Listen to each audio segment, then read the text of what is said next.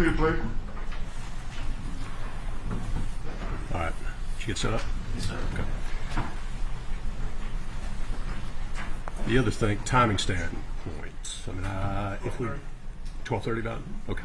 I was gonna say if there's a good time to break, but 12:30.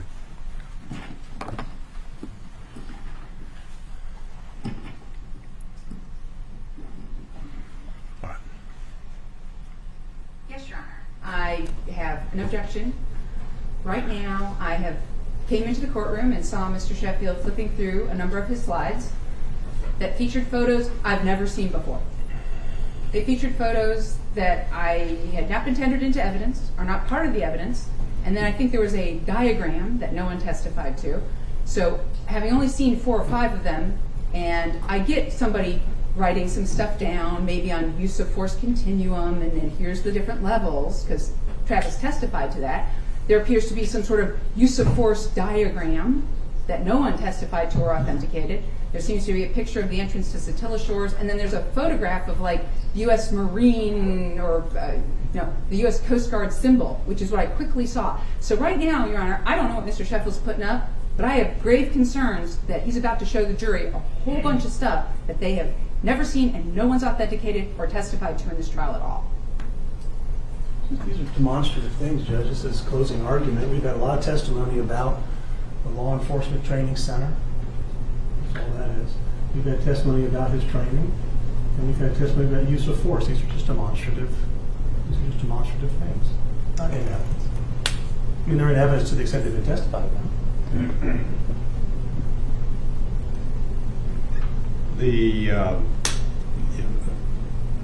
The only thing that caught my eye there is the argument that this is what he received. That's what he as part of testified it. That's to. what he testified to. Right.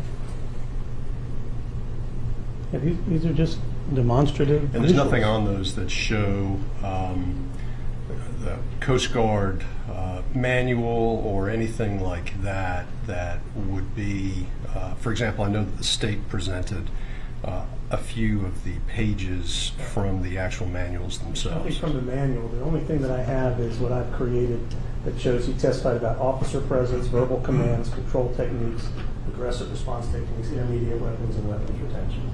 Okay. And this, what is that? Is that something you put together, or is that actually coming Yeah, from his I've records? clipped it and cut it from things that I found.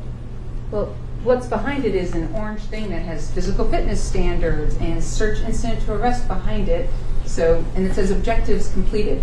Travis McMichael never testified to any of those things. Testified to his training and that he did these things. And what's the thing at the top, Your Honor? We have Maritime Law Enforcement Academy Student Profile Report. That wasn't tendered in, and then we've got that next to it.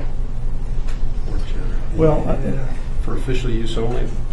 yeah, I just intend to talk about the course that he took, the courses that he took that he testified to. No, there's more to that. I mean, that says it's a student profile report. That was not testified to. That was not tendered in. Lost it.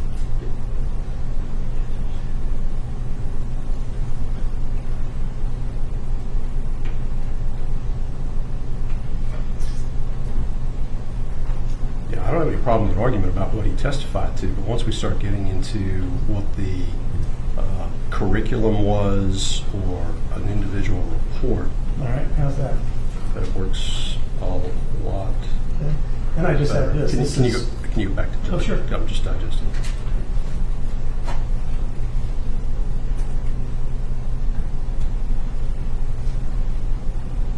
State objects to the heading on that, since it attempts to have a photo of something that was never testified to. What's the heading?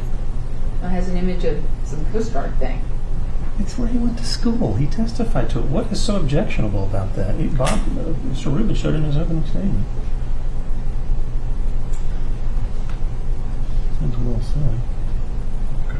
He testified to where he went to school. He testified to what he did in the training, and he testified to his rank, which I think is actually the other thing that's shown on there. Right. We can get back to it. Yeah, actually, that removes even that part. Okay, I don't. That the objection is, I guess, granted in part. As that slide has been amended, I don't have any issue with that. Okay. With that. The use of that. This That's is what part he of the testified. argument? Yeah, this is just Yeah, part of the and argument. he's talked about. And then there's the Satilla Shores neighborhood Please sign. back up one What more. was the rest? This is his testimony at trial. Well, wait a second. Handwritten notes by the attorney as to his testimony at trial, we're going to show those to the jury? Of course we are. I wrote them right in front of him as he was testifying. This isn't appropriate to get this deep into my presentation. These are the notes that I took at trial. The same way that I can show this one, Judge. Well, those are your notes. Yes, based on his testimony. I did it in front of the jury. Just like I did this one. They're not I can put going my out. notes up. They're just what you're referring to. Yeah, I'm saying So- you saw him testify. So the unfortunate thing is when everyone's just talking as I'm working through things, I can't think it through. So what you are using the slide to show is what his testimony was at the time. The state has chosen to type it up. They've decided to type up what was said. You heard Greg McMichael say, you heard Travis McMichael say. This is my notes as I was writing, as he was talking in front of the jury with the state present during trial. I do this because it captures what's said on the stand in a visual way and the jury can understand it. I don't see what the objection is. The state can talk about and type up, but I can't show what I wrote down during the testimony. That doesn't make any sense. I understand now what that was. I did not, and I agree, Mr. Sheffield did write those things down on a big piece of paper. If he chooses now to show it this way, the state's okay with that. Okay. The problem becomes the next photo of Satilla Shores. No one testified to that photo. We're really objecting that Satilla Shores is a neighborhood with a neighborhood sign out front? What's so objectionable about that? It's just a chapter heading of what I'm going to be presenting. Judge, And my fear here is just that I'm going to have to object to every single slide when it comes up where no one's testified to it or it contains information no one testified to. Well, and I think we've just seen a number of things. The state has a continuing objection then to the Satilla Shores sign. I understand that's not in evidence, but it's the sign itself. And if it's simply being used as indicated as sort of a chapter marker, then I'll permit the defense to use that. What the changes that have been made now to the slide that showed the training, what I understand now is limited to what was actually testified to. Correct. And it will be referred to that way as opposed to here's the manual or here's what the Coast Guard instructed him. I won't limit you on exactly how you can present that, but as long as it's not a presentation as if it was evidence separate from testimony that was provided by Mr. McMichael from the witness stand. And the use of force continuum is just what you're using to demonstrate the argument as opposed to relying on that as a training device or something that was actually presented in training. Right. Okay. So Judge, I'm just asking for a little direction from the court. These are just the first couple, so if there's some photos that no one's ever testified to that are in this, I'm going to object. If there are other things, like for instance, there's a picture of the neighborhood and somehow they've marked every time a 911 call came in. No one testified to all the 911 calls in the neighborhood, but there may be a graphic that shows all of that. If such graphic exists, I'm not saying it does. I don't know what kind of graphic Mr. Sheffield's going to be. I'm going to object. And if this happens more than twice within this PowerPoint, I'm going to ask that we stop, unfortunately, and go through every single slide, because at that point I'm going to be up here objecting constantly to his closing because it contains things that were never testified to and no evidence was presented at trial because of it. That is my concern. I have a slide of the neighborhood that I created, that I put little circles on, and I put things on it that are representative of the testimony of Officer Rash and the GBI and going door to door and neighbors who have been complaining about things. I'm not going to say the neighbor at this address called 911 on this date or that date. It's argument. It's demonstrative of my argument. I don't see any basis for the state to object, and I don't have anything else in here that's a photograph. So. I understand the issue, and we'll see where it goes. Thank you, Judge.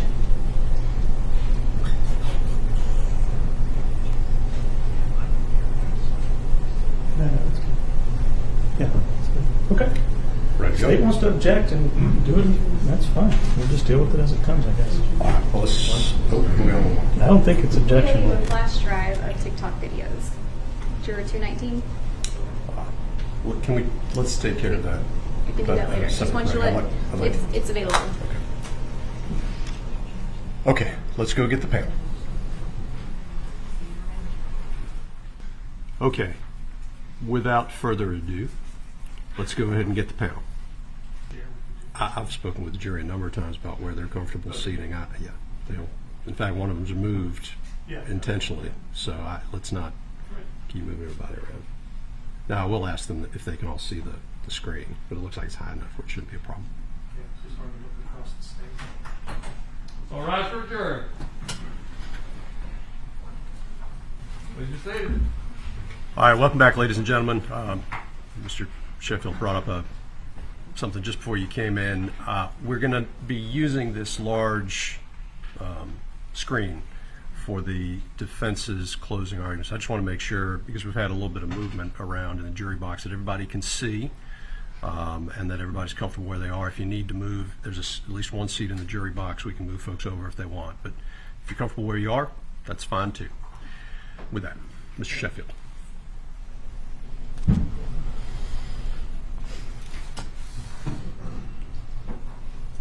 Duty and responsibility and following the law will always be intertwined with heartache and tragedy. This case is about three things. It's about watching, it's about waiting, it's about believing.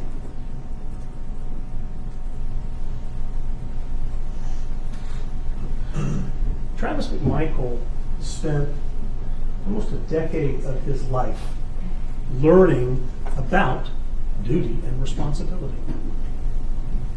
He received extensive training on how to make decisions that would ultimately impact his beliefs as a petty officer in the Coast Guard, as a boarding officer in the Coast Guard, into some of the most treacherous waters extending some 200 miles off the coast of the United States. He trained relentlessly about his duty and his responsibility. Even after active service and then coming into smaller communities and working in the Coast Guard, he trained weekly, sometimes daily, on what the law provided that he do, what his responsibilities were, how he would make decisions in critical moments of policing and in critical moments of rescue. These teachings were burned within his brain to the point of muscle memory so that he could perform his duty and his responsibility to his country and his community. He talked to you about officer presence and how he trained for officer presence. He talked with you about verbal commands and how he would use verbal commands to try to police or to try to calm or to try to de-escalate situations. He talked with you about control techniques and the things that he would have to use to get control from those persons who he was investigating. Aggressive response techniques, something that he never had to use on his job, but something that he trained weekly, every Friday with the red man suit. And he talked with you also about intermediate weapons, weapons retention, and the use of deadly force. Travis spent a long time going through these things in his testimony. If you recall, I was writing feverishly as he was testifying so that I could capture what it was that he had to share with us about these things. And it includes what gave him the right to search, examine, arrest, seize, inspect, inquire. He talked with you about the level of suspicion by a reasonable and prudent person given the overall circumstances to believe that crime has been committed. Probable cause. He spoke with you about the use of force continuum. He talked with you about de-escalation and how de-escalation was always the goal. He talked with you about leaps. Listen, empathize, ask questions, paraphrase, summarize. Why? So that you could gain understanding, so that you could continue to investigate, de-escalate, learn what's going on, and figure it out. And he talked also about weapon retention and using a weapon, if it had to come to that, to de-escalate a situation.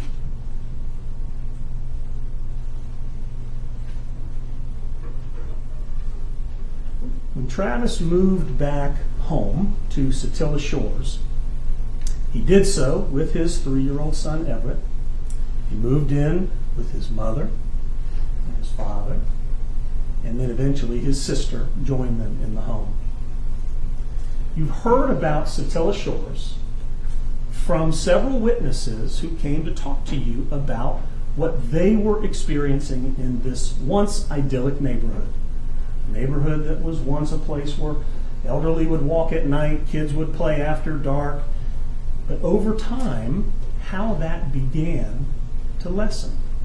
And Travis began to notice it, among others, about how things in the neighborhood started to change. From learning that the GBI went around, to learning that Officer Rash went around, to what was being posted on Facebook, to hearing from witnesses on the stand, to hearing Rash talk about driving through the neighborhood, witnesses talking about police cars going through the neighborhood at night, shining flashlights. This neighborhood was being covered in suspicious persons, in extra watches, in neighborhood patrols, in concerned citizens. It was everywhere. It was on Facebook. An account created so neighbors could help each other. And the types of things that these neighbors would talk about to each other was about the crime that was being committed to them, to their neighbors, crime that they had seen happening across the street from them, crime that some was reported but not all. You heard a lot of people talk about, I didn't call the police because what's the point? Crime is over and the people are gone. But they told you that what was happening in their neighborhood scared them. It caused them concern. It was unsettling to imagine people lurking and sneaking around your property at night so that your cameras are going off, your doorbell camera's going off. That's frightening. One of our witnesses testified about how emotional she got because she had to tell her children, you can't go out at night anymore. And the steps that they took to protect each other, using Facebook, hey, be on the lookout. You heard Cindy Clark testify about how she offered to go get license plates on 2 separate occasions for cars coming in the neighborhood. Or how she called the police on a bunch of people that were walking into the neighborhood after their car had supposedly broken down, but it was really stolen. These are real experiences of real people who were very scared. And so they took it upon themselves to do something about it. Got cameras, call the police, notify each other, citizens watch, neighborhood watch. And there's absolutely nothing wrong with that.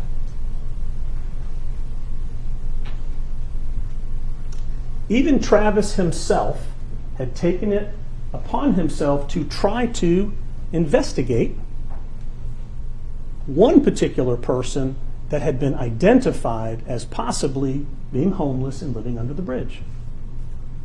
Travis explained to you that he had learned about a neighbor having her purse stolen.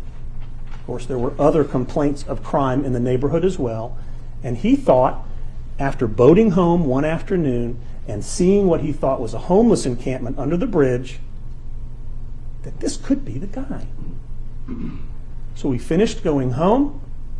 He got his dad, who is a lifetime law enforcement officer and investigator, and they went over and they drove and they walked down under the bridge.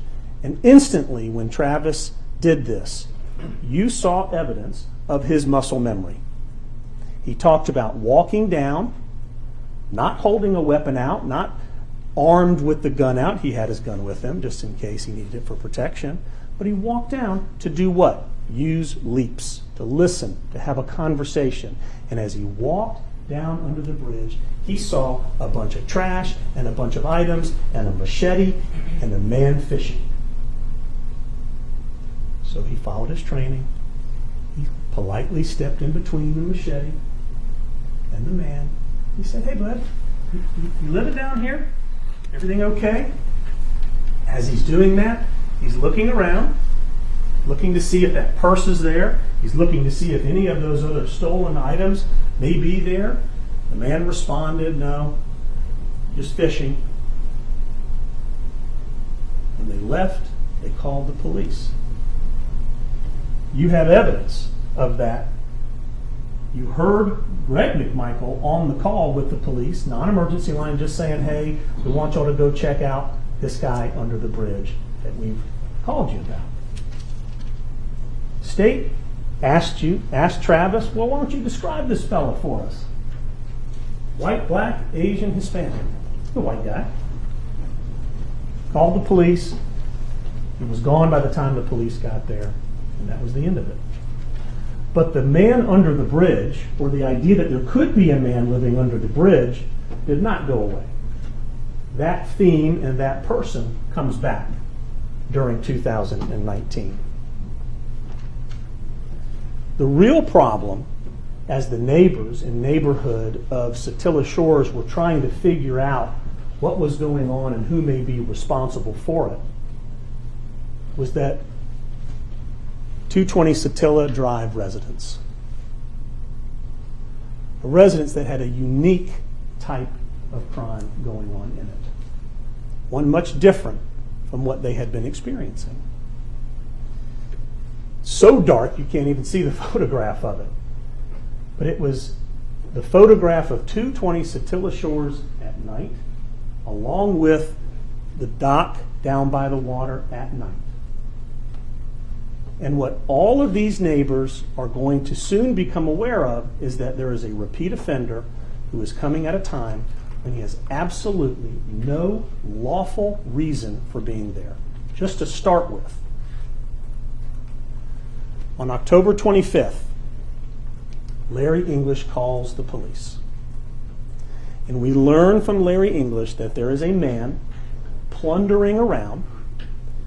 Larry English at this time only has 2 cameras, one on the dock and one behind the house looking out in the backyard of the house. Larry English says he looks drunk or on drugs. That's concerning. Larry English identifies to the police, "I have a lot of valuables in my house. Tools, equipment, things of that nature. Never seen this gentleman before and it doesn't look good." Police come, but there is no person that is found. What you need to understand about burglary is burglary includes any house, building, or structure which is designed or intended for occupancy for residential use. This unoccupied, unsecured construction site, which could be anything, is not the same thing as Larry English's residence that's being built.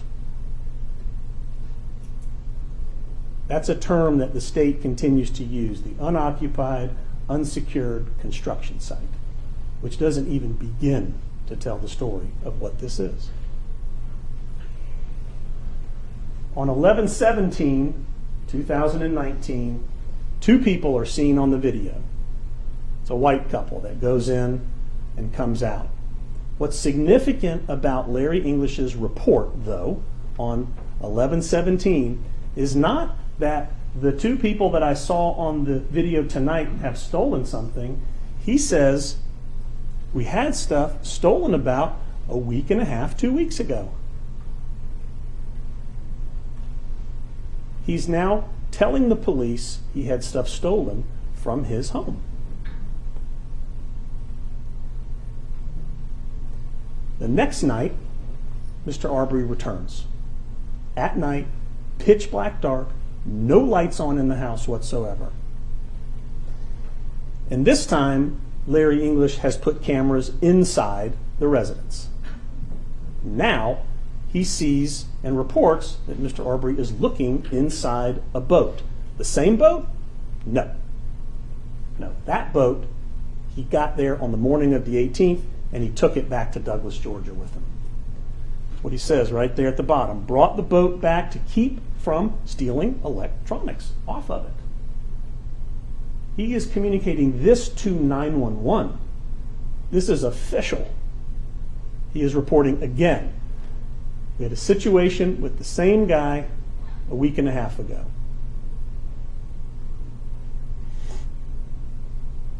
It says it right there. He was on about 3 people's cameras. And just to emphasize, on 12/1/19, English calls the police again. He talks about somebody might be living under the bridge. That idea is still floating out there, still considering it. But again, he says, I had a bunch of stuff stolen out of the boat, which again confirms what we're talking about. And on 2 of these occasions, we have video of Mr. Arbery inside the residence. The first on the dock, and the second inside the house looking into the boat. The video ends right there. Travis McMichael has his own horrifying experience with a man that he is about to learn has just been involved in all this stuff with Larry English. He's been told some things by his mother and his father and other neighbors before this moment, but he's going to learn some things for himself on 2/11/20. On this night, Travis is driving out of the neighborhood to go get some gas. He wants to fill up so he doesn't have to get up 4 a.m. and do it. And on his way out, as he's driving down the road out of the neighborhood, he sees a man run across the street and then duck into the shadows. From this house, ducking through the shadows, through the trees, all the way across until he gets in front of this house. Travis backs his car up and splashes his headlights up on the house. The gentleman steps behind a porta potty. Travis then starts to get out because he wants to say, hey, what are you doing here? The guy comes out from behind a porta potty, lifts his shirt up, and acts like he's reaching in his pocket, and that totally freaks out Travis. Despite his training, despite his experience, it freaks him out. Travis tries to talk to him. Now, the guy never says, hey, I'm sorry, I am so sorry. I was walking my dog, or I'm so sorry, I did not mean to startle you, like any one of you would if you were out in a yard late at night. Didn't say anything, just did this. Travis got in his car, reversed out, stalled the car, but backed up and zipped home to tell his dad. As soon as his dad hears what's going on, his dad decides to go check it out. At the same time, Diego Perez has apparently been called, and he's going to check it out. They take firearms with them. Travis tells you, he said, Dad, whoa, wait a second. This guy could be armed. Wait a second. But his dad was already walking down the street. Travis gets in his truck, he backs up, he's calling 911, and he returns to the house where he puts the headlights on the house, watching, waiting, believing that this man could be dangerous, believing that his dad could now be in danger, believing that something awful could happen. So he posts up right here, lights on, and waits for the police that he himself called. And when the police arrive, he stands there and he talks to the police. And he tells them, hey, my dad's in there. Travis, why didn't you go in there? Why didn't you go in the house? He's like, I'm not going in there. I'm not going in there. When this guy did this, that was enough for me. I'm staying out here. It's a reasonable thing to do. Ultimately, Travis calls police, and we hear what he tells police instantly on the phone. We've had a string of burglaries, a lot of burglaries and break-ins. That's what he tells them. That's what's in his mind almost from the very beginning. He startled me. He reached into his pocket. I didn't know if he was armed or not. It looked like he was acting. He was. He's sneaking behind a bush. He also tells the officer he had a pistol stolen about a month ago. This is what he's saying, and you hear him breathing. And the operator says, you all right, hon? Yeah, he just startled me. That's real. That's a real experience with the guy going into a house after being seen at night with headlights and reaching and then turning around and going into a house that's not his. Where is the logic in that? And Travis then stays, talks with the officer, and then sees the video and sees this gentleman just walking around the house like he didn't just get stopped, caught, and seen and have this interaction with Travis like it never happened. He's just walking around the house very calmly. And Travis feels that that is so bold and brazen to do that. It frightens him about this guy. It worries him about this guy. That's real. It's what happened. What happens next is the two officers show up, and being told what they've been told, that the guy acted like he had a gun and that he went into the house, they pull out their firearms and start going through the house, looking and shouting and calling with their guns out because they might need to protect themselves. Are they committing an aggravated assault when they do this? Are they committing a false imprisonment when they do this? No, they're searching, looking, and trying to apprehend whoever's in the house who may be armed. And then everybody meets outside and they talk. And this is where Travis gets the rest of the information. Aside from his own personal experience, he and his father, talking to Officer Rash, Diego Perez, Matt Albenzi, Ronnie Olson, and Brandon Gregory, the officer who also works with Glenn County Police. They talk that night.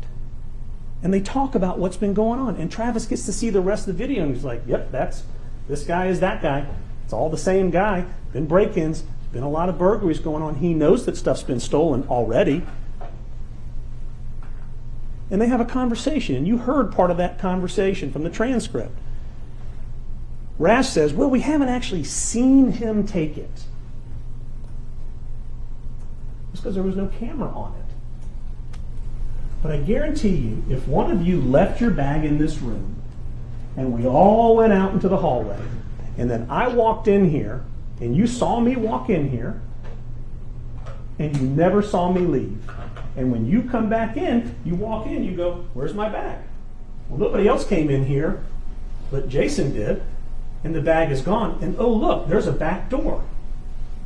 Is it reasonable to believe that I may have taken your bag? Of course it is. This is a burglary. He says, haven't seen him actually take anything? Yeah, criminal trespassing, officer arrested. Yeah, at the very least. Travis is thinking about Ahmaud Arbery. He's thinking about what must be in his mind in order for himself to try to figure some things out. Travis knows that he caught Ahmaud going into the house. He knows that. And so Ahmaud should know that Travis knows that. He knows that Ahmaud has been down on the dock, and that Ahmaud should know he's been down on the dock, that he's been on someone else's property. He's got to know that by now, Travis is thinking. He knows it's not his home or his house under construction. He knows that he's been caught sneaking around in the bushes. Travis is the one that caught him. He knows that there's been a confrontation about that. He knows, he believes Mr. Arbery's got to be, this guy, this man has to understand that these things have taken place, that he had headlights on him, that somebody was trying to talk to him about why he was out after dark in front of this house and he didn't respond. If I say to one of you, hey, how are you doing? And you just look at me and you walk away, you know you've looked at me and walked away. You know that that's part of what's happened. And he still went in the house after being confronted in the dark. And then he looked around. He knows that he's in the house looking around. And eventually, that he'll be seen on the 23rd going in the house, and that people were trying to talk to him and that he's not answering anybody any questions. And ultimately, he knows that the police are on the way.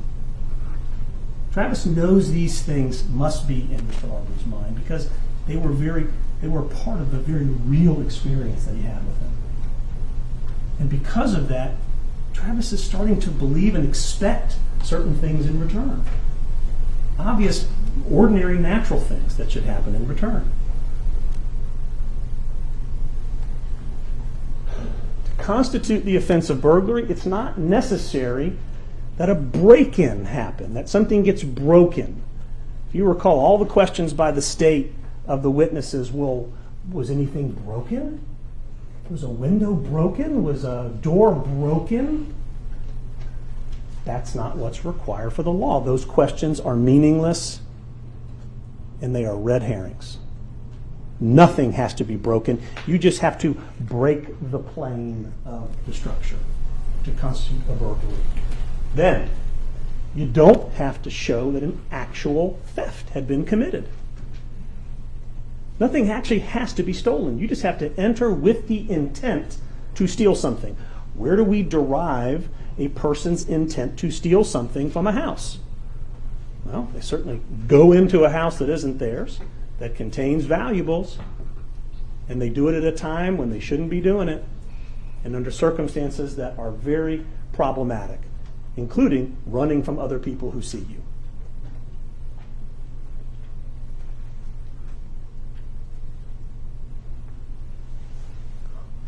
Lastly, Larry English's deposition. Mr. English couldn't be here, he's very sick. Watching a lot of deposition is a hard thing to do. The basics of this deposition. You made your neighbors aware, the ones that we've mentioned, Al Benzie, Greg, Ronnie Olson, you made these guys aware that you had stuff stolen out of your boat. Yes, and in fact, you wanted your neighbors to help you catch the guy. Yes, Diego. I wanted Diego to catch this guy. You never told them at any point, hey guys, I'm sorry, it wasn't stolen when it was at my house. It was stolen when it was off property. You never told them that, did you, Mr. English? Never told them that. You never announced it on Facebook. You never announced it on Next Door Neighbor. You never corrected what you now say is it was stolen off-site somewhere. You never told your neighbors that. And he says no. So then, therefore, Mr. English, to your knowledge, they were left with the impression that stuff had been stolen from your boat at 220 Satilla. I guess so. What was Ahmaud Arbery doing in Satilla Shores from October 2019 to February 2020? There is no evidence that Ahmaud Arbery ever jogged or exercised in Satilla Shores.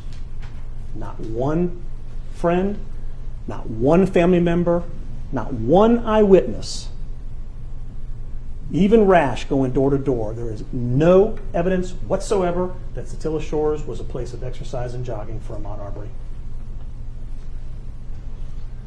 Officer Ash testified that by December 19, he knew Larry had a cooler stolen, electronic equipment stolen from the offshore boat while it was parked in the RV garage. And Bob said, that's a burglary. A burglary had been committed in this residence. And he said, that's right. But it was never reported. Like, we didn't have a report about it, so I didn't really investigate it. But that is a burglary, and he has admitted that to you as well.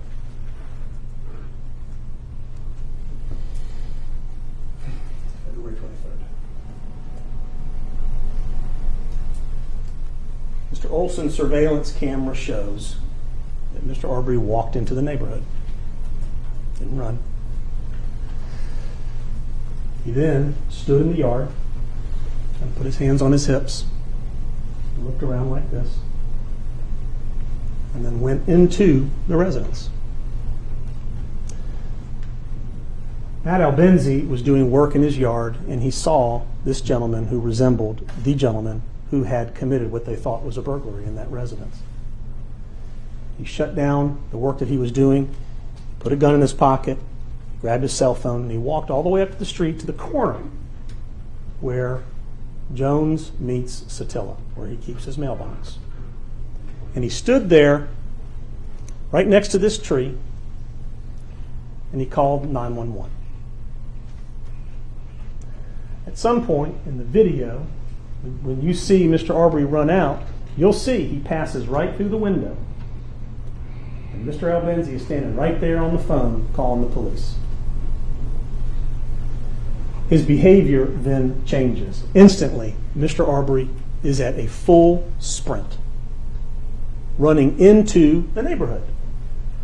Running into the neighborhood. Which the state is going to infer means he's going on his regular job. But no, because running out of the neighborhood is a problem. It's a problem now because there's a guy standing there on the phone looking at you back in the same residence that you've been caught in now 3 times. Caught meaning on camera, and police coming and searching with lights, and Travis McMichael, and to return to that house in the middle of the day like that after being run off. Imagine going to visit a house under normal circumstances. Oh, this house looks like one we might want to buy. I'm going to go in there. Then somebody comes up to you with headlights and tries to stop you from going into the house and confronts you about it. Are you literally ever going to go back to that house again?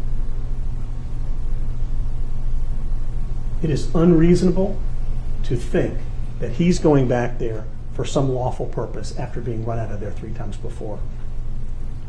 So he doesn't run out of either of the entrances to go back across the street where he lives. He runs deep into the neighborhood. Someone has called the police. Now, Travis has told you nothing has erased from his mind about this individual in the 2 weeks between February 11th and February 23rd. It's all still there. And while he's sitting in his home, his dad comes running in the house and says, the guy who's been breaking in down the street is back. He's running past. Get your gun. Travis and his dad carry their firearms for protection wherever they go. That's what they do. The law allows them to do it. They have permits to do it. Travis testified he had a concealed permit at one point. The law allows this behavior. Travis comes out to the street. He looks down the street, right across. Here he is at 2:30. He comes out here. Mr. Arbery has already run past. He comes out here. He looks down the street from where the house is and sees Mr. Matt Albenzi, who is walking towards him, and eventually, after a couple houses, goes like this and points down the street. It is reasonable to conclude that based on what his dad said, who just came running in the house, the guy's back who's broken in, to come outside and look and see Mr. Albenzi, who he knows, who he's talked with, who he shared thoughts and feelings about the person breaking in the house, is now saying, go that way. The guy is back. To get in his car and go.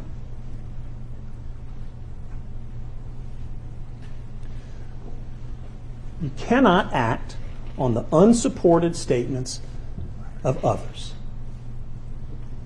The state has characterized that, which is an accurate statement of the law, as Travis's mom. Are you kidding? After all that we have seen, after all that he has experienced, after all the conversation that he's had, after all the videos that he's seen, after what he experienced himself, that he's just going off of what his mommy told him?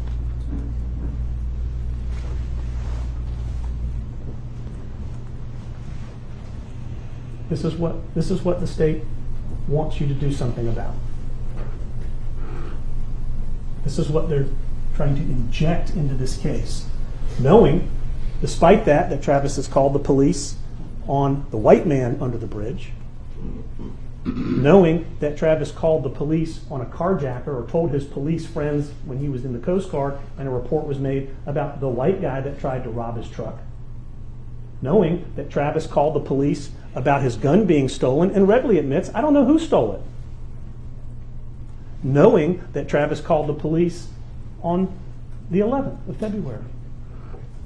They want to try to reduce this case down to this statement, which is not true.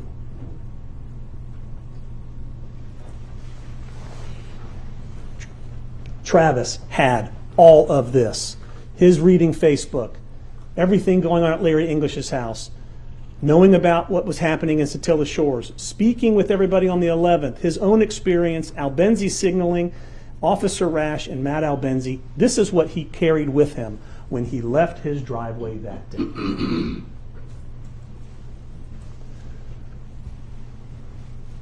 Reasonable and probable grounds of suspicion. Reasonable and probable grounds of suspicion.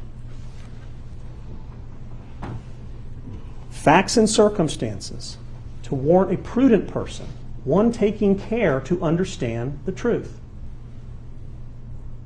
in believing that the suspect has committed the offense of burglary. Travis believes he's committed the offense of burglary. The facts necessary to establish probable cause for arrest are less than those required to prove guilt beyond a reasonable doubt.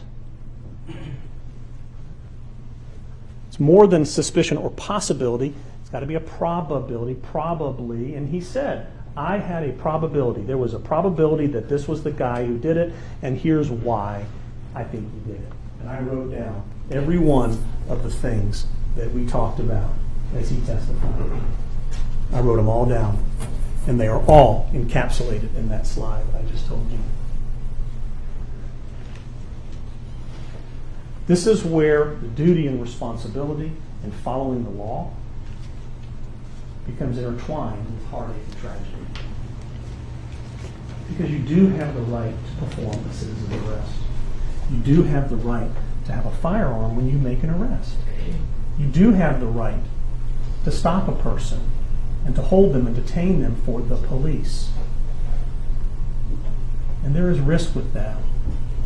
And there are tragic consequences that can come from that. And we can all sit here right now and say what the state has said from the very beginning and what Travis himself recognizes. If he had only stayed home that day, if he had just sat on the couch and fallen asleep with his kid that day, Travis told you it's not a day that doesn't go by that he doesn't think that exact same thing. But the law allows the citizens to make a citizen's arrest. And if doing so properly, it is the reason for the actions that follow. Here, you talk about an offense being committed in his presence or when his immediate knowledge. What could be more immediate than February 11th? What could be more immediate than seeing the videos of him in the house and talking with police officers and other people, including hearing from Larry English through others, that he actually had stuff stolen from his property? An offense has been committed, and he knows about it. He's seen everything other than the hand on the equipment that was stolen. If it's a felony and the offender is escaping or attempting to escape, then you can arrest him upon reasonable and probable grounds of suspicion, probable cause.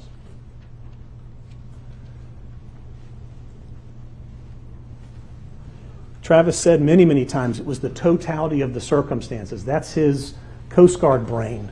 That's his Coast Guard brain saying everything that I knew gave me the belief that a crime had been committed. Escape. Private citizen's warrant arrest must occur immediately after the perpetration of the offense, or, in the case of felonies, during escape. Not every person is arrested at the moment they commit a crime. Not every person is arrested by police, because sometimes the police don't get there in time. But if they learn about the person and they have information about the person, escape can happen anytime. Escape can happen later. It doesn't have to happen right at the same time the crime is committed. There's no law that says that. There's no time limit imposed. The police would never be able to arrest anybody. And a citizen is in the same shoes as an officer when it comes to citizen's arrest. So, Travis, leaving his house, decides he's going to follow. That's what he does. He pulls out after his dad crammed into the front seat with the kid seat there, and he follows. And he watches. And he pulls up next to this gentleman. No gun is raised. No violence is ensued. He doesn't get out of the car. He doesn't tackle him. He doesn't do anything. He does what a reasonably prudent person would do. He does what his training has taught him to use leaps. And he says, hey, man, what's going on? Can you stop for a second? Please, I just want to talk to you for a second. There is no violence. If Travis wanted violence against this man, if Travis wanted to hurt him or commit an aggravated assault or commit a false imprisonment, he could have done it right then and there. He doesn't. He talks to him. Mr. Arbery looks him in the eyes, doesn't say a word, doesn't have to, but that's information for Travis. Is it so offensive to pull up next to somebody and say, hey man, can you stop for a second? I want to talk to you. Just for a minute. Hold on a second. Is that so offensive? So, he stops. He starts to go back one way. Travis backs up alongside of him, 3 feet away, not pulling in front of him, not pulling behind him, just tries to talk to him. And Mr. Arbery takes off running down the street. And Travis watches him. There he goes. Doesn't take a gun out and shoot him in the back. Doesn't take a gun out and commit an aggravated assault. Doesn't take a gun and try to kill him. Doesn't try to hit him with his truck. He watches him. Watching. So, he pulls up next to him. And he stops again. He says, hey, hold on a second. We just want to talk to you for a minute. Something's going on back there. We want to know what's going on. He's not saying to the guy, I don't know what's been going on in this neighborhood. To do that would do what? It would escalate the situation. So he just says, we want to know what's going on back there. Why is that guy pointing at you? Why is he doing that? Mr. Arbery stops. He looks him dead in the eyes, doesn't say a word, and Travis just says, we want you to stay right here. We're calling the cops. Call the cops. Call the cops. And Mr. Arbery bolts. Now, on the subject of police, Travis told you. Got in the car with my dad. I said, Dad, are the cops coming? Yeah, go this way, go this way. It's very clear. He says he asked his father about the cops being called. They call the cops all the time. This is not like it's a new thing for the McMichaels to call the police. Here, when they say call the cops, now he bolts. And it's on that bolting that Travis thinks this guy knows he's caught. He knows he's caught because he's bolting. He's looked at me. He won't talk to me. That's odd. I'm not talking to him in a too aggressive of a way, and he bolts. And Travis stays right where he is. And he watches. He watches what happens between this truck. He has no clue who this black truck is. In terms of evidence, there is no evidence of any communication between these people, any cooperation between these two people, no help, no assistant, no encouraging, nothing. So he sees this truck and he tells you it's one of a couple things. It's either the guy from up at 220, or it's his buddy, maybe trying to give him a lift, or now that I'm watching him, he's being very aggressive against this truck. He's he's watching it from 200 feet away, but he's thinking, this guy's being really aggressive. There's something off with this guy. His dad says, Travis, go. Dad gets out of the car, climbs in the back of the truck with his rebuilt hip and his medical issues. Travis watches him get in, looks down the street, sees this, takes his gun off the floorboard, puts it up on the bench seat. His dad says, go, get down the street. Travis says, no, I'm not going back that way. Something's off with this guy. I'm not going into that. Well, if he wanted to go commit an aggravated assault, if he wanted to go do a false imprisonment, if he wanted to end the life of somebody, whether it's murder or felony murder, there's another chance. But he doesn't. He just watches. And then he says, I'm going to drive around. The judge is going to charge you on hijacking a motor vehicle. A person commits the crime of hijacking a motor vehicle in the second degree when such person obtains a motor vehicle from an individual without his or her consent. Travis is watching this gentleman try to get in the car in an aggressive way, and he thinks that does not look good. Whether he thinks to himself that's a hijacking or not, it doesn't look good. It looks dangerous. Travis also told you that when he came face to face with Miss Arbery, even though he didn't speak, he looked very angry, he looked very upset, clenching his teeth, but not saying a word. These are the notes I took about it, right in front of you guys. Just wrote it down as he was talking. Stop, please stop. Mad, clenched teeth. It was very unexpected. What's going on? I want to talk to you. What's going on? Police are on the way. And then his dad says, go back. He says, I am not going back there. I'll go from Beaufort around to Holmes. And that's what he does. He drives around. Now, his dad's in the back of the truck. His dad is old and infirm. He's sitting on this bench in the back of the truck. Travis says he's going with his foot on the brake pretty much 3 or 4 miles an hour. Drives all the way around thinking, I'm not going to go back into this mess down here. I'll drive around. And when he drives around, you've now learned about this dog leg. That black line essentially is the dog leg. You can't see past it. Travis tells you the first thing he sees is Mr. Arbery doing a U-turn right there at the crest of that turn. What does he do? He watches. Does he drive at him? No. Does he try to tackle him? No. Does he try to put a shotgun at him? No. Does he yell at him? No.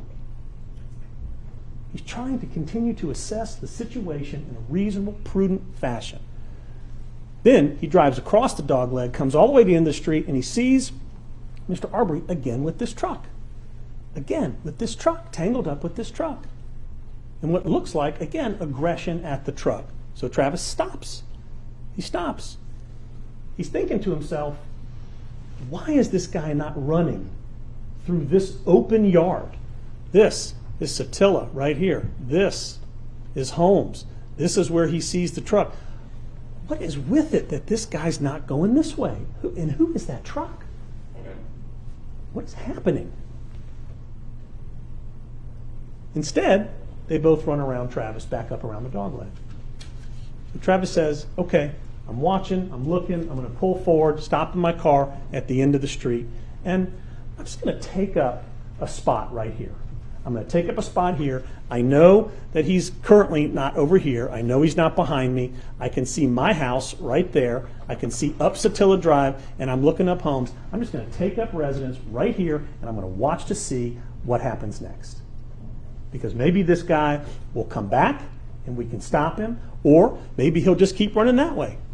Maybe he'll keep running that way, and I can tell the police, I'm pretty sure he's not this way, pretty sure he's not over here, he's not there. He's headed that way. What he doesn't know is that Mr. Arbery is turning around up on the other side of the dog leg. And this is where our video picks up with Roddy Bryan.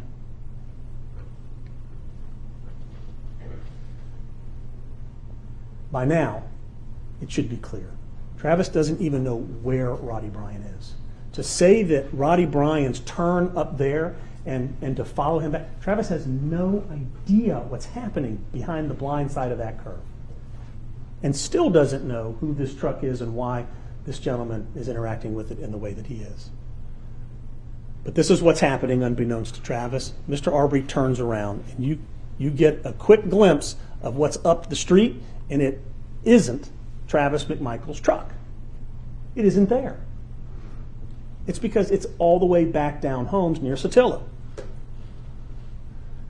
The state is going to play the recording that you heard of Mr. Bryan turning, driving and revving and doing all this stuff. This will be the third interaction that Mr. Arbery will have coming at this truck. And Mr. Bryan is freaked out, to say the least. So freaked out, he drops his phone. This is where the phone drops and goes pitch black for about a minute. And in this time, you'll hear sounds. You'll hear engine noise. You'll hear turning. You'll hear shifting. You'll hear seat belts clanking. You'll hear the three-point turn eventually. He says, well, you know what? I'm going to head back that way. But what you don't hear on that phone, even after audio enhancement, even after any kind of working with audio specialists and digital specialists, you'll never, ever hear any yelling and no communication between Travis or Greg. The state wants you to think that it's at this moment Greg McMichael drives by and says, I'm going to blow your GD head off. Well, if he said it, you'd have heard it. You'd been on that telephone and they'd have played it for you. It ain't there. So, Roddy Bryan is all the way up. This blue mailbox down here, closer up pictures where Mr. Arbery turns around. This is the demonstration video with Seacrest. And this is Mr. Bryan's actual video. This is how far up the road he is. This is the minute that he's been with his phone down on the floor. And in this minute, 2 times Mr. Arbery is going to run towards Travis. First time, turn around and go back. And the second time, he'll turn around and go back. And that's where that video will pick him up, on the second time. So, the first time, Ahmaud Arbery comes across that dog leg, he's coming at Travis. At this moment, he's looking into Travis's eyes, and he's coming at him, and ultimately is going to get within 10 feet of him running, while Travis is saying, stop, do not come any closer, stop right there, stop. No gun in his hand, just saying, stop, do not come any closer. Now, at this moment, Travis has already had his experience, obviously, where he reached for the gun before, where he was acting bold. He's not going to forget that. He's not going to forget that he just saw what looked like attacking this truck, acting violent, being bold. And none of what he experienced that day will be forgotten. Trying to talk to him. We want to talk to you. What's going on? We've called the police. And noting that he's not acting right, something is off, and Dad's saying go back there, and he said, no way, I'm not going back to that. But now, he's running at Travis. We have proof that he was on that truck, because his palm print is right there, and it's consistent with a right thumbprint right there. That's just one piece of proof that his hands were on the door that supports Travis's belief that he was trying to get into that truck. And here he comes. And Travis finally takes a stand and says, do not come any closer to me. Ultimately, Travis, when he gets about 10 feet, reaches into the truck like this, and that's what causes Mr. Arbery to turn. And he runs all the way back. Travis testified, I ran to him for about 10 yards. I don't know, because my main concern is this guy's got a gun. I'm trying to avoid the whole situation from happening. So he watches him. There's 2 options here. There's watching him until the police arrive and giving directions, and there's also stopping him. But he's not going to chase him to stop him. But he is going to try to stop him and detain him, especially when he's coming at him. So he watches. Again, taking up, looking out, trying to be ready. And by the way, where are the police? Where are they? They should be here by now. That's what he says to his dad. Where the heck are the police? Did you call the police? No, I don't have my cell phone on me. He's like, what? Dad. God. Dials the number, gives it. listens, gives it to him. Again, it's what they do. They call the police. And now Ahmaud is coming back for the second time. Travis felt, and it was through rehabilitation on redirect examination that we learned during his interview with Nohilly, he was telling Nohilly the same things. There's something not there. This gentleman's not connecting it up. Something's not right. I'm telling him to quit, stop coming at me. I see where it's going. The second time around, I see where this is going. And by the way he was acting prior to, I don't know if he had a weapon on him. An aggravated assault, by the way, is a felony that can be committed by the use of fists. The threat of the use of a dangerous object or weapon. The threat of it. The intent to use your fist to create serious bodily injury. Fists are that weapon. And right now, as Ahmaud Arbery is running toward Travis McMichael, he could have a gun, and he definitely has fists. And he's coming straight at him after being told the first time to stop and turn around and didn't do it until Travis had to reach inside his car. That has now put him on alert. The second time that Mr. Arbery comes down the street, Travis says he gets 30 to 40 feet from him. He's afraid that he will be on him in a matter of seconds. He is afraid that he will beat him with his fist or whatever weapon he might have. And he's scared. And so he's done what he thinks the law allows him to do, which is to try to de-escalate that approach by showing force. Showing force necessary to prevent Travis himself or his father from getting beaten and possibly killed. And so he raises the gun. And he does it to defend himself, to protect himself. They call it the 21-foot rule. So he was a little early. He was at 30 to 40. But he did it because he was afraid.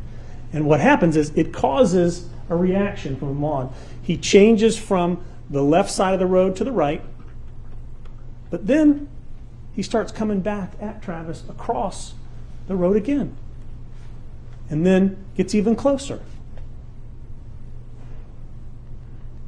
He starts on the left, it causes him to change, but then he comes back again. Once the gun is down, he comes back again and changes to the left side of the road, and now we see him going back over toward the right.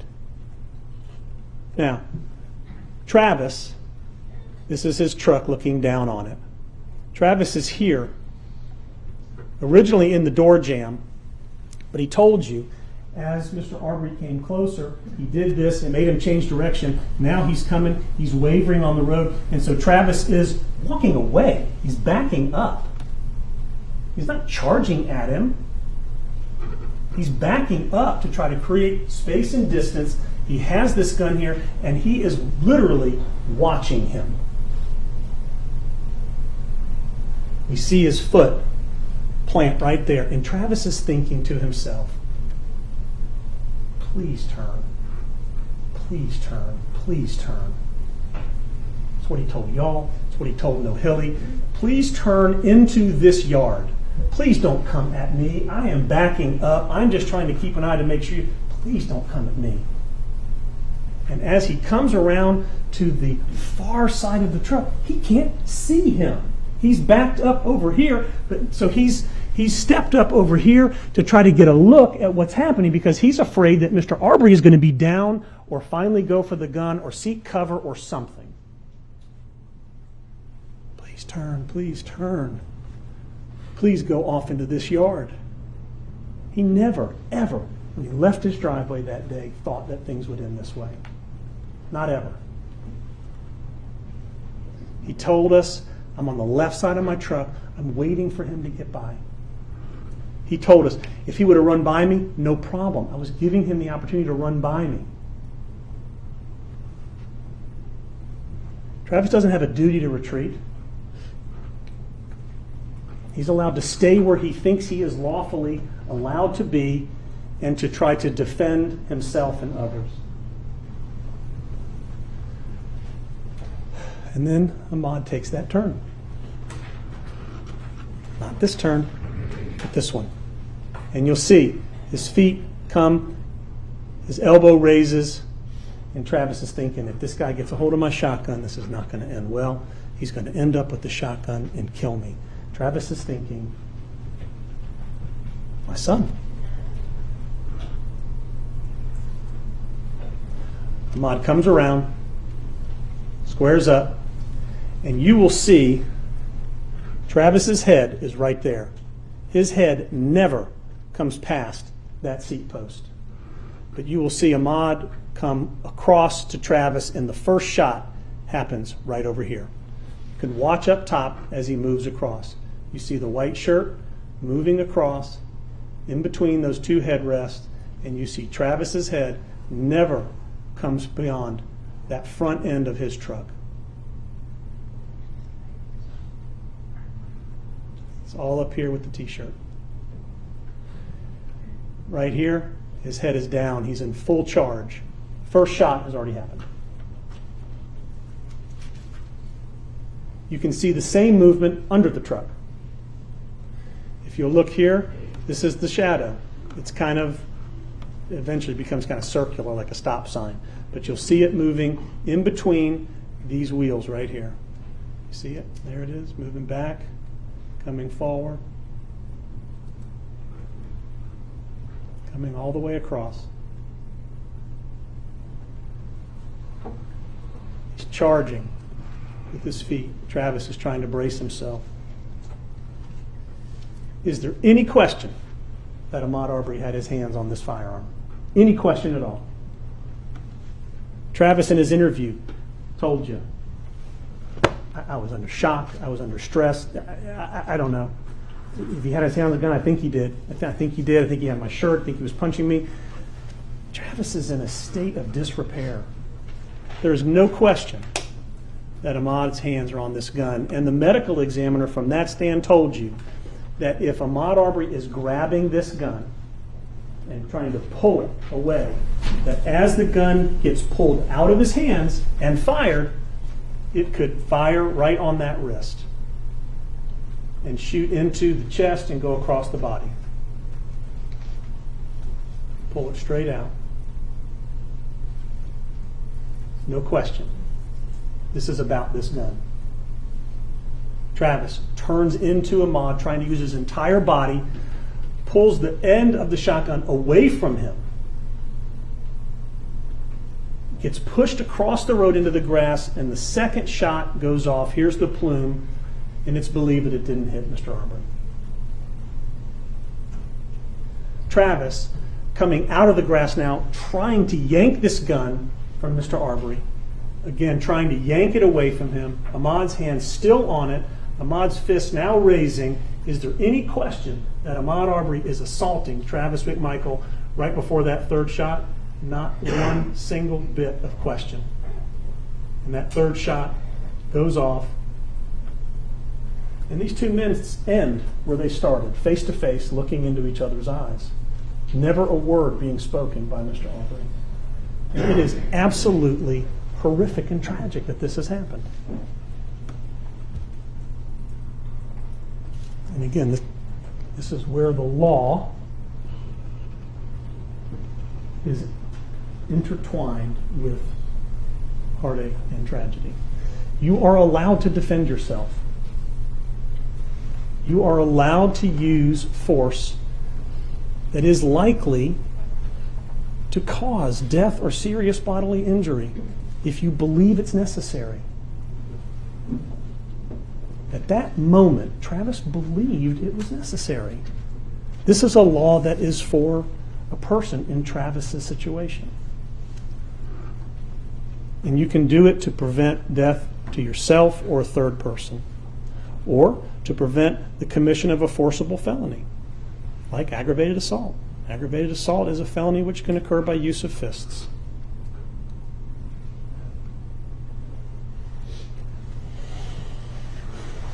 Greg McMichael with a hip replacement, heart attack, stroke, sitting in the back of that truck. Travis was afraid for him.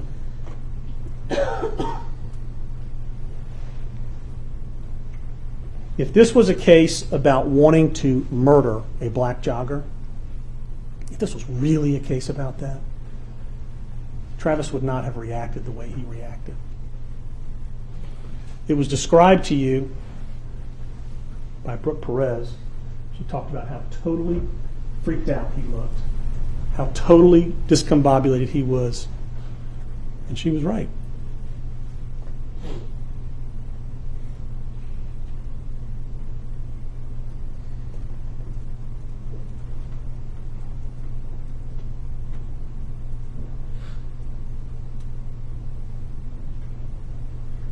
The officer saying, just breathe, just breathe. Just take a minute, just breathe. Just calm down. I know, just hold on a second. It was from that spot to this spot within just an hour and a half of what had happened, where he would be brought for several hours of questioning.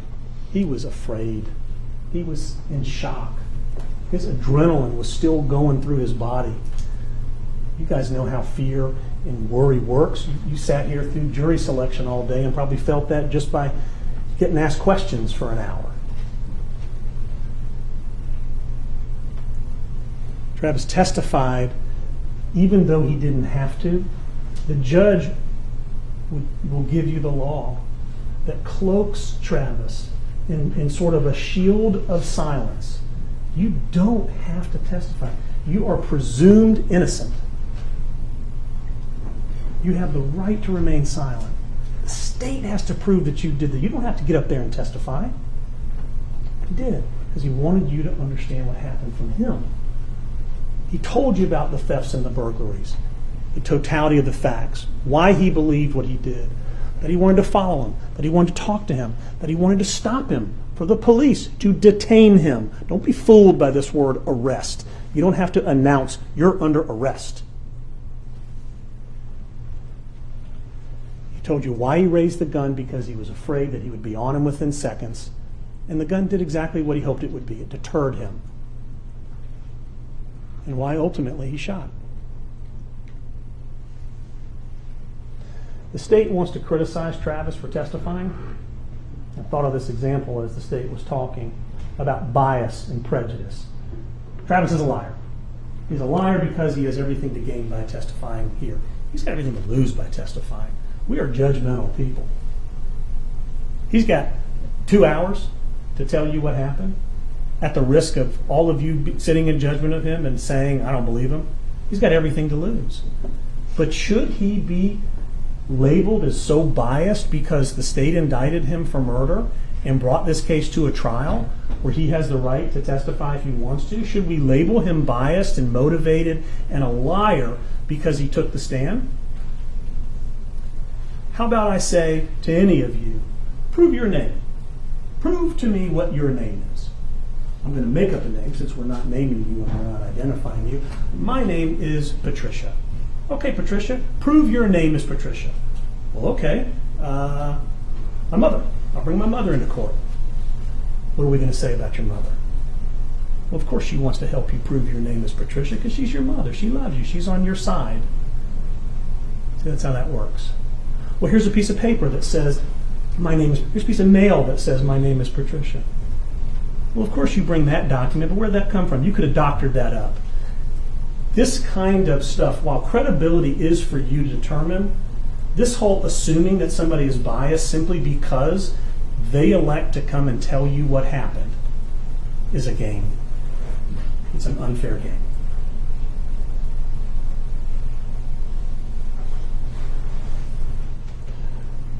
I wanted to show you the law about arrest and what it says, that it doesn't require you actually announcing that you are under arrest. It's doing any seizing or taking or detaining, either by touching or by any act indicating an intention.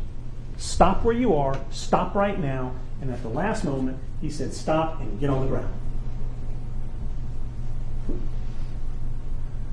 Even along Holmes or Burford, Stop. Stop. Let me talk to you. Stop. He's trying to detain him.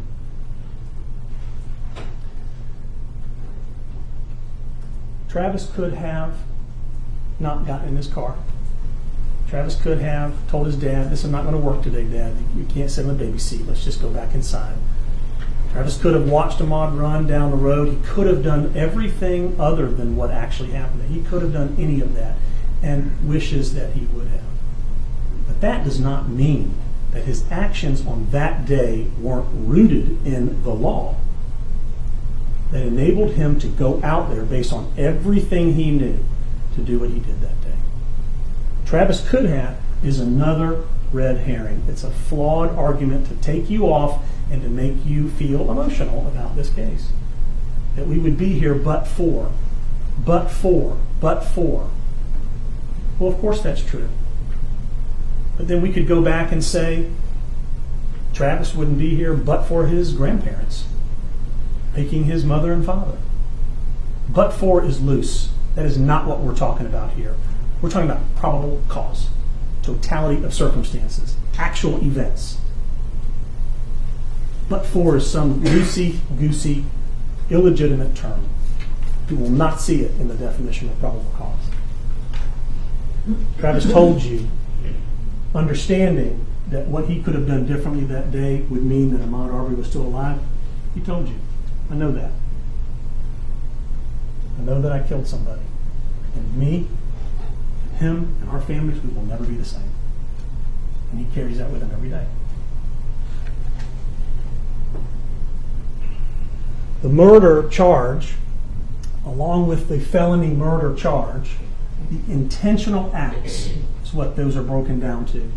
Intentionally choosing to commit a crime that either intends to take the life of somebody or ultimately takes the life of somebody. The only time in this case where life was in danger was at the very end of Holmes when Mr. Arbery chose to cut that turn and go all the way across the front of that truck.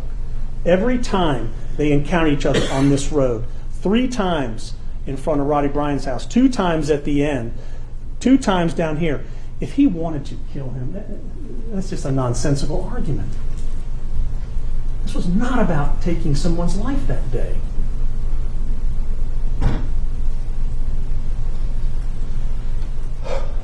Mr. Rubin mentioned to you in his opening statement about duty and responsibility. And I agree with that. Travis felt a duty and responsibility. He has felt it when he served in the Coast Guard. He's felt it to his community, and he felt it on this day, on the 23rd of February, and he felt it during this trial when he took the stand and testified. He felt it was his duty and responsibility to do that. The state, too, has a duty and responsibility.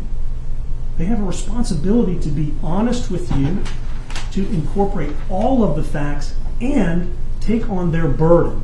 The state spent 2/3 of their opening argument saying what we were going to say. It was like 2 kids getting in trouble, and the first one that gets to the parent and says, so-and-so did something, and the parent needs to say, well, hold on a second, let's hear from the other child.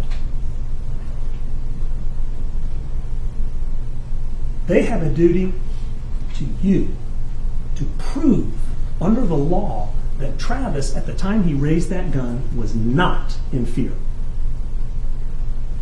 That at the time Travis shot Mr. Arbery, as he came across the front of that car and held the gun and punched him, that he was not in fear of receiving a serious injury or death. And they have a duty to prove to you that when Travis stopped to talk to Ahmaud, that he did so to commit a felony of aggravated assault. That means every time you're walking in your neighborhood and somebody pulls up a truck next to you and says hi or hey, they've committed an aggravated assault or a false imprisonment. Where's the evidence of that? The last duty that is here is yours, and this is a very, very tough one. You all understand, and I will not belabor, the lengths that we have gone to meet you, to understand who you are, to understand your background, to understand the thoughts that you have about certain things, and the way that we communicated with each other for several hours to arrive at the point where we felt in our hearts and our minds that you all would carry the banner of the duty and the responsibility that is yours as jurors. This courtroom is sacred. It is our last place for truth. It is where we pull it from the witnesses if we have to, and we present it to you. And we ask that you hold it dear and that you accept your duty to not erode the law as you sit here and think about what the law allows a citizen to do. It is going to take courage. It's going to take courage to set aside what you think and feel, what may be trying to penetrate you from other sources that you have tried to do your best to avoid, and to focus on the bare facts of this case that have been captured on photograph and on video that have been testified to in this courtroom. It will take courage.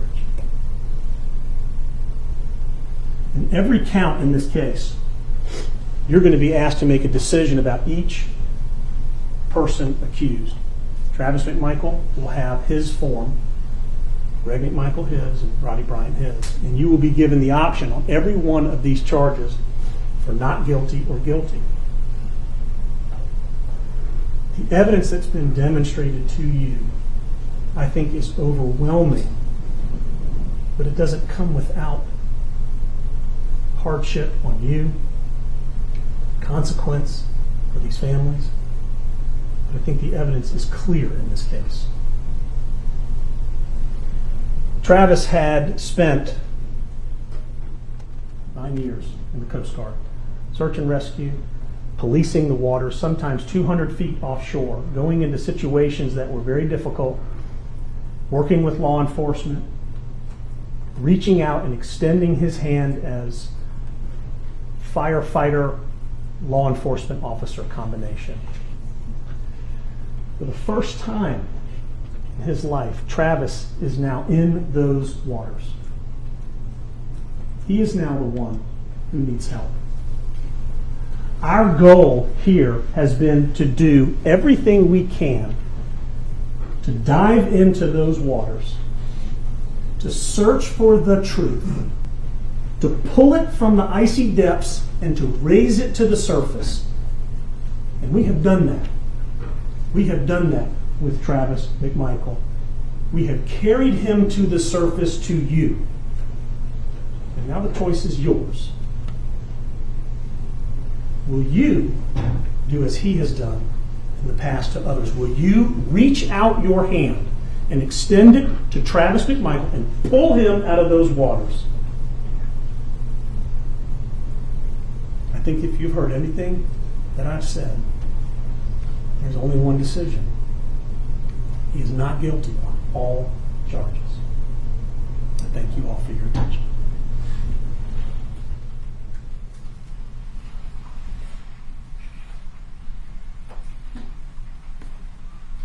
Thank you. Yeah, we can just go ahead. Yeah.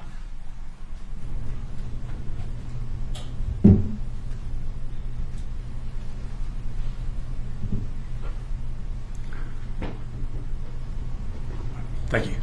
All right, ladies and gentlemen, we are at a point we're going to break for lunch. We'll break for an hour. Or just a little bit under. We're going to reconvene at 1:30. Again, until all of the closing arguments have been made and you have received the final charge of the court, you are not to discuss this case amongst yourselves. So, with that instruction and all of the other instructions I've given you, enjoy your lunch. We'll see you back here at 1:30. So rise for adjourned. Please be seated. All right, we are in recess for lunch. We will reconvene at 1:30. Thank you, everybody.